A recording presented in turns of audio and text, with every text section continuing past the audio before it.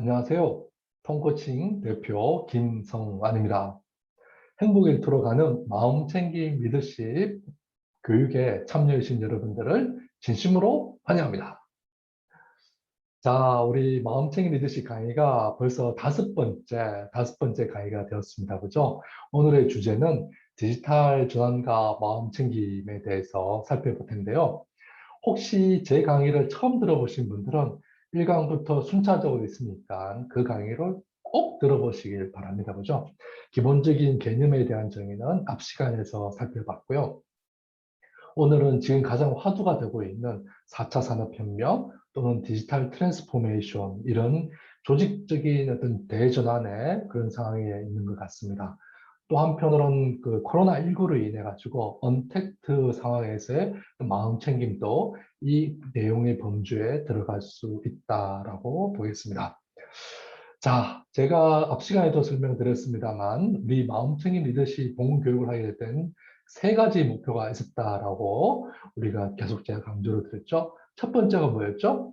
바로 여러분들께서 제 강의를 통해서 마음챙김 명상의 어떤 그런 방법을 통해서 어, 심신의 안정과 평화, 스트레스 감소하는 것이 첫 번째 목표였고요. 두 번째는 뭐예요? 이런 그 개인의 마음 챙김을 통해서 우리 조직도 마찬가지로 조직의 변화와 혁신을 이끌어간다. 그 방향이 뭐다? 궁극적으로는 행복 일터를 만들자에 있습니다. 그죠? 그래서 여러분들이 본 교육을 통해서 행복한 조직을 만들자가 되는데 도움이 되었으면 좋겠습니다. 그리고 세 번째는 여러분들께서 마음챙김 리더십 강의가 도움이 되셨다면 마음챙김 명상과 코칭 회원으로서 여러분들이 가입하셔가지고 저랑 같이 더 많은 공부와 더 많은 그 도움을 받을 수 있는 그런 회원 모집하는 데에서 알리고자 본교육을 마련했습니다. 그죠? 그래서 본교육이 좋으면은 지금 바로 가입을 해주셔가지고 활동했으면 정말 고맙겠습니다. 자, 이제 본 강의에 들어가기 전에 항상 그렇듯이 제일 중요한 건 뭐예요? 여러분들이 본 강의가 좋으면은 구독과 좋아요, 알람 꼭 신청해 주셨으면 고맙겠습니다. 지금 바로 눌러주시길 바라고요. 네, 그러면 정말 고맙겠습니다. 자, 제 소개는 앞에서도 계속 해왔던 부분이기 때문에 오늘은 넘어가도록 하고 있고요. 제가 이제 마음챙김 명상을 하면서 느꼈던 가장 큰 부분들은 제 스스로의 변화일 뿐만 아니라 그런 변화들이 제 개인의 행동과 우리 조직 또 대인 관계에서의 상당한 변화를 만들고 있다는 것들을 제가 느꼈던 부분들이 있고 일부 기업체나 강의에서 만났던 경영자들 또는 대표분들과 이런 그 마음챙김의 기법을 이야기했을 때 뭐 전부 다는 아닙니다만은 그래도 많은 분들이 호응을 해주셨고, 아, 그게 도움이 되겠다. 적어도 내 심신의 안정에는 정말 도움이 되었다라는 이야기를 많이 해주셨습니다. 그런 경험들을 여러분들이 같이 경험해 보시기 바라고요.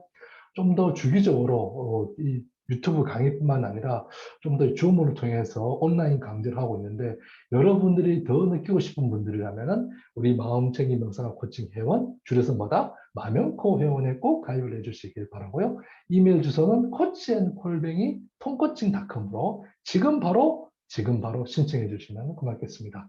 신청해 주신 분이 어떤 특징이 있는 거예요? 매주 하는 우리 줌으로 하는 그 마음챙김 명상 강의에 무료로 여러분들이 신청할 수 있고요.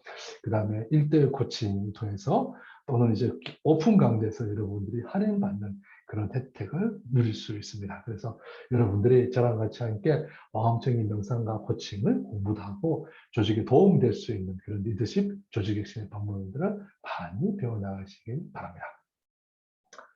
자, 오늘 다섯 번째 강좌의 주제는 디지털 전환과 마음챙김입니다. 4차 산업혁명, 디지털 트랜스포메이션에서 조직 내에서 요란하게 이야기를 많이 하고 있습니다. 더구나 이제 코로나19로 언택트 환경이 되면서 이제 온라인 환경에 대한 비즈니스, 온라인 비즈니스에 대한 요구도 엄청나게 늘어나고 있죠. 그죠? 자영업하신 분들은 많이 힘듭니다만 온라인 쇼핑몰을 운영하시는 분들에게는 새로운 기회, 폭발적인 기회가 되고 있죠. 그죠? 이런 시대적 전환, 어떤 시대적 전환기에 있어서 마음 챙김은 도움이 될 수 있을 것인가? 뭐 디지털 전환보다도 시대적 전환이라고 보시는 게 좀 더 유용하겠죠. 그죠? 그래서 그런 것들을 한번 살펴볼 거고요. 그 내용으로서는 이 디지털 환경의 특징이 뭔지, 그 다음에 디지털 전환에서 일하는 방식의 변화가 뭔지, 여기서 마음챙김이 왜 필요한 것인지, 그리고 마음챙김 일하기는 무엇인지에 대해서 살펴볼 거예요. 오늘 강좌가 마음챙김 리더십의 가장 기본이라면 다음부터는 마음챙김 리더십에 대한 새로운 장을 들어가고요. 그 마음챙김 리더십의 세부적인 5가지의 바른 길에 대해서 살펴보는 시간이 되겠습니다. 그래서 이 1강에서 5강까지는 마음챙김 리더십의 가장 기본되는 첫 번째 세션이고요. 오늘은 그 첫 번째 세션의 마지막 강좌인 시대적 전환기에 있어서의 마음챙김은 어떻게 도움이 되는지를 살펴보도록 하겠습니다. 참고로 오늘은 명상 실습은 없고요. 앞에 했던 명상 부분들을 실습하시는 분들은 좀 더 참고해 주시면 좋겠습니다. 자, 디지털 혁명에서 명상은 어떤 도움이 될 것인가 또는 대안이 될 것인가 여러 가지 있습니다.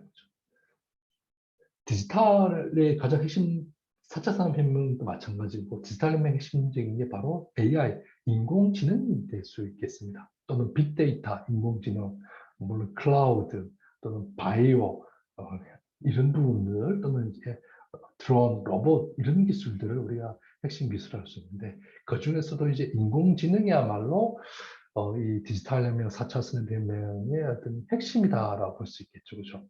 이제 인공지능은 이제 로봇과 뗄래야 될 수 없죠. 로봇이 지능을 가지는 것. 이 시대가 바로 디지털 사회의 가장 핵심 부분들이 될 거고요.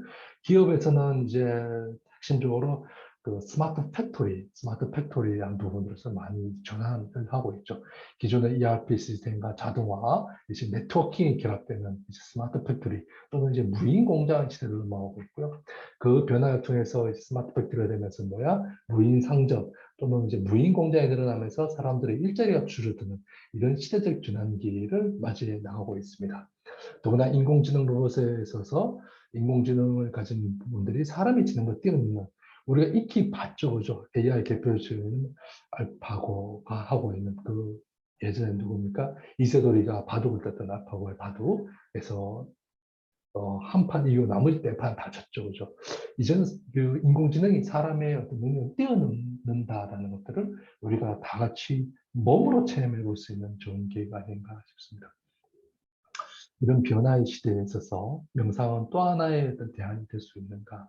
인간의 본연의 삶에 대한 보편적 가치를 찾고자 하는 그런 대안이 될 수 있는가라는 사람들로서 이렇게 많이 찾고 있고요. 기본적으로 스트레스 감소라든지 또는 기억력 증진, 몰입 증진, 상상 향상 이런 것에서 많이 하고요.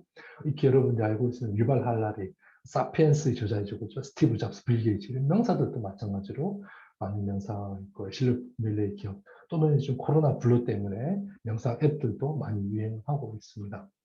뭐 저는 이제 어플에 대해서 없는 것보단 좋다라고 했지만 그것보다도 더 중요한 거는 본질적 명상하는 것이 중요한 부분들인 거고 앞으로 이제 4차 산업혁명 디지털 시대가 될수록 어떤 기계화의 문명에 대한 대안태제로서 인간화에 대한 것, 인간 존중에 대한 가치를 하면서 명상의 가치는 좀 더 요구될 것이다 라고 저는 보고 있고요. 자, 먼저 이런 디지털 사회, 디지털 환경의 특징은 뭐다? 크게 4가지죠. 스피드, 민첩성. 두 번째, 융합. 그죠? 기술들의 융복합화가 이루어지면서 새로운 어떤 그 기술들을 만들어 나가는 것들. 그러면서 새로 일하는 방식도 변화하는 그 다음에 이제 특히 네트워킹을 통한 이제 연결성들. 그렇죠. 그죠? 로봇, 각각의 기계들이 연결되어서 있는 사물 인터넷, IoT라는 사물 인터넷이 대표되겠죠. 이런 연결성이 되는 거고, 뭐 조직도 마찬가지로 이제 협업이라는 것이 바로 연결성이 나오고 있는 거죠. 이 협업을 통해 나오고, 속도는 이제 민첩성에 나오고 있는, 에자일한 방식이 속도에서 나오고 있는 거라 볼 수가 있겠습니다. 그리고 마지막 4번째가 이제 유연성이죠. 뭐 속도와 민첩성, 에자일이 말하고 있는 것이 또 한편 유연성이죠. 그만큼 유연하게 대응해 나간다라는 것보다 변화의 폭이 깊고 빠르다라는 것이죠. 그렇기 때문에 기존의 고정화된 조직으로서는 대응해 나갈 수가 없다. 기존의 기술만 가지고는 대응해 나갈 수 없다. 기존의 방식으로만 해결해 나갈 수가 없다. 새로운 창조적인 것들이 필요해 나가다. 기계가 지배하는 사회에 있어서 어떻게 인간이 대응해 나갈 것이냐. 이런 모든 것도 마찬가지로 유연한 대응이다라고 우리가 생각해 볼 수가 있겠습니다. 자, 이런 디지털 언어의 특성에 대해서 여러분들은 어떤 생각을 가지고 계신가요? 또 한편으로는 이런 디지털 환경의 변화에 대해서 여러분 개인들은, 여러분의 조직은 어떻게 변화에 대응하고자 하고 있겠습니까? 하고 있는가요? 자, 이런 디지털 전환기에 있어서 우리는 일하는 방식에 어떤 변화가 있는지 메꿔진 네 가지 꼭지를 한번 살펴보겠습니다. 아까 이제 속도, 일하는 방식도 마찬가지로 빨라진다, 그죠? 민첩해진다 되겠죠, 그죠? 두 번째가 뭐였죠, 그죠? 속도가 빨라지고 이제 융복합화가 일어나는 거죠. 융복합화가 일어나는 새로운 가치를 많이 하기 때문에 뭐 실패도 많이 해볼 수가 있고 다양한 실험들을 장려해 볼 수가 있는 거죠. 이런 실험들을 장려하고 실패를 수용해 나가는 이런 태도들이 중요하다고 되어 있고요. 아까 세 번째가 뭐였죠? 연결성이었죠. 그죠? 그 서로가 연결되어 있다는 것보다 서로의 협업을 강조해 나가고 그를 통해서 뭐 인정과 보상이 마찬가지로 따라줘야 되겠죠. 마지막은 아까 네 번째가 유연성이었죠. 그죠? 유연한 조직을 대하여서보다 우리 수평적이고 유연한 조직을 가야 된다. 이게 바로 대표적으로 애자일 조직으로도 이야기를 해 나갈 수가 있는데요. 근데 특히 이제 네 번째가 지금까지 많은 기성세대에서 어려움이 있는 거죠. 왜일까요? 위계 질서와 상명하복에 익숙해져 있기 때문에 수평적이라는 것보다 대등한 관계에서의 어떤 이제 파트너십을 맺고 있는 것이죠. 그래서 뭐 쉽게 말하면 계급장 띄고 님으로 호칭되어 있는 부분들을 말하고 있습니다만 어떤 개개인 일에 대한 그 프로세스와 그 일에 대한 전문성을 존중해 나가는 거죠. 기본 베이스는 뭐다? 일에 대한 전문성과 프로세싱과 잘 구축되어 있는 것들이 되게 중요한 부분이죠. 그랬을 때 이제 그 상황에 맞는 유연한 변화와 대응이 가능한 부분들이다. 그리고 그걸 하기 위해서는 어떤 수평적인 관계가 더욱더 중요해진다. 되겠습니다. 그죠? 자, 이제 가족 관계도 이제 수평적인 관계, 대등한 관계, 뭐 자녀도 마찬가지인 거죠. 내가 난 자식인데 내 것이 아닌 것이죠. 아이들의 독립된 개체로서 인정해주는 부분들이고, 지금은 신세대 직원들도 마찬가지로 독립된 개체로서 인정해주기 원하는 거죠. 위계질서의 계급으로 가지고 대응하는 것이 아니라 그 일을 한 사람으로서 동등하게 존중해줄 필요성이 있는 것이 바로 수평적인 문화가 되겠습니다. 그렇다면 이런 수평적인 변화와 시대에 있어서 마음챙김 명상은 도움이 될까요? 여러분은 어떻게 생각하십니까?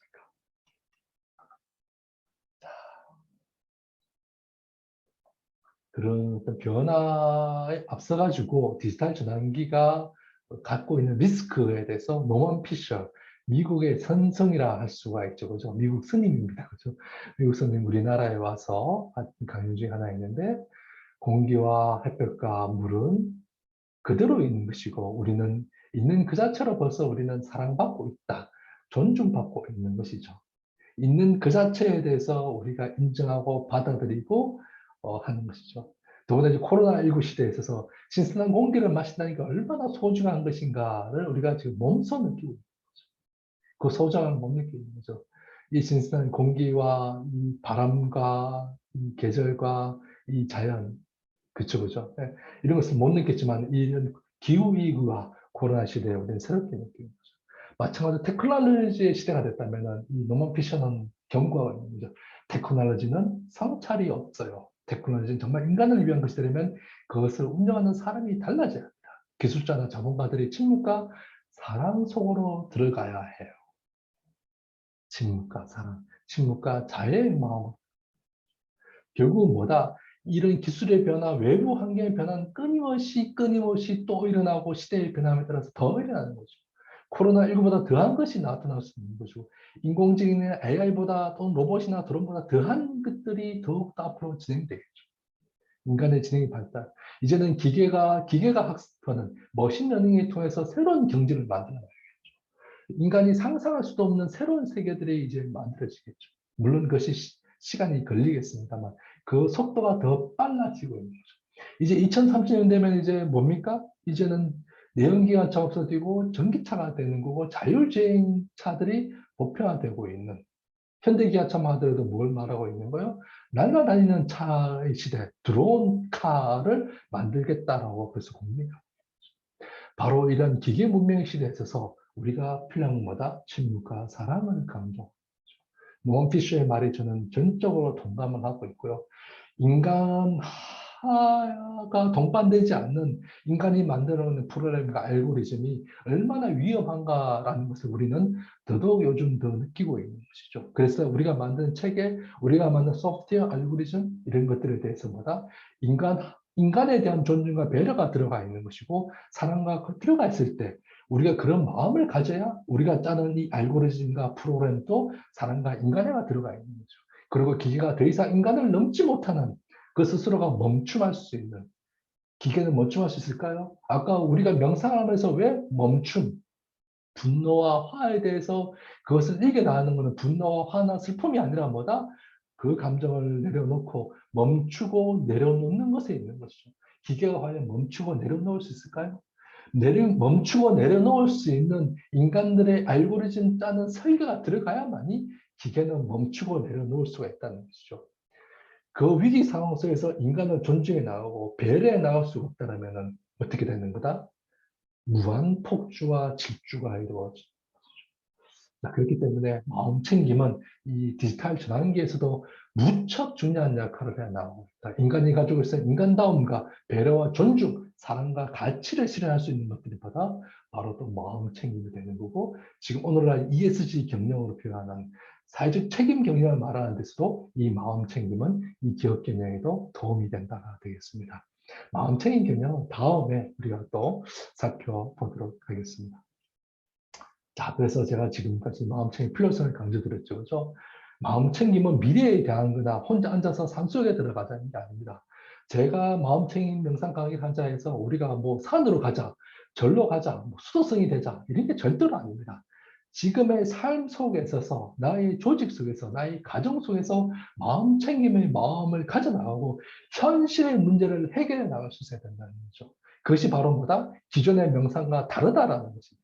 마음 챙김은 우리가 산으로 가자, 스님이 되자, 뭐 이런 것이 아니라는 거죠. 내가 밟고 있는 지금 나의 히어, 이 순간에서의 문제를 해결해 나가는 것이고, 가족 간의 문제, 또는 그 친구나 배우자의 문제, 또는 조직에서 상사와의 갈등, 조직에서의 일에 대한 문제, 또는 사회에서의 문제, 또는 국가의 문제, 또 이 지구사의 문제, 이 환경에 대한 문제, 이런 모든 일들에 대해서 우리가 마음 챙김을 해 나가면서 나부터, 나 스스로가 뭔가 이 대안을 찾고자 하는, 그리고 적극적으로 대응해 나오고자 하는 몸부림이라고 볼 수 있는 것이죠. 그냥 앉아서 멍 때리고 있는 것이 아니라 이 삶과 변화에 대해서 적극적으로 대응해야 되는 것이 바로 뭐다? 마음챙김 명상이고, 지금 미국에서 일어나고 있는 마음챙김 명상가들의 말인 거죠. 앞서 노먼 피셔가 말했던 것도 마찬가지로 적극적인 대응을 이야기하고 있는 것이 바로 마음챙김 명상이라고 할 수 있습니다. 마음챙김 명상은 멍 때리기가 아니라 현실 문제에 적극적으로 개입해 들어가는 것이다 되겠습니다.